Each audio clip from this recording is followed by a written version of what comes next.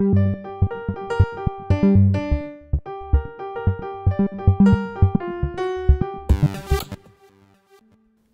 Lefebvre, chimiste expert des matières colorantes et élève d'Édouard Grimaud, était plein d'admiration pour son maître.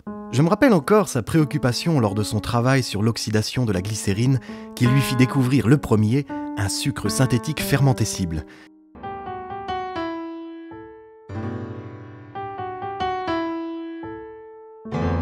Le soir, nous mettions en fermentation le précieux produit, et il fallait attendre le lendemain pour voir s'il y avait production de gaz carbonique. À 7h du matin, le patron accourait au laboratoire. Oh bonheur! Il y avait plusieurs centimètres cubes de gaz.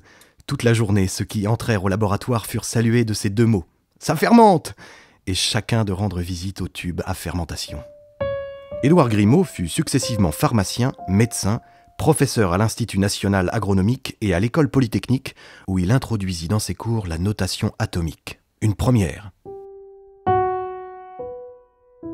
Sa thèse de médecine, préparée à Saint-Hermine en Vendée dans sa pharmacie, portait sur le hashish. Selon Georges Clemenceau, futur homme politique sous la Troisième République, qui était son ami et le voyait quotidiennement, il expérimentait sur lui et notait soigneusement les effets de différents extraits. Grimaud se hashichait en conscience et y gagnait de terribles maux d'estomac, sans cependant avoir les visions paradisiaques promises dans les livres. Malgré son désespoir, Clemenceau s'est refusé à contribuer à l'expérimentation qu'il jugeait incompatible avec ses tâches de jeune médecin.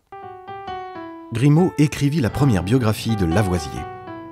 En 1898, il fut l'un des chefs de file des intellectuels engagés en faveur du capitaine Dreyfus dans la crise politique majeure qui a affecté la France entre 1898 et 1900, et l'un des deux premiers vice-présidents de la Ligue des droits de l'homme avec Émile Duclos, directeur de l'Institut Pasteur.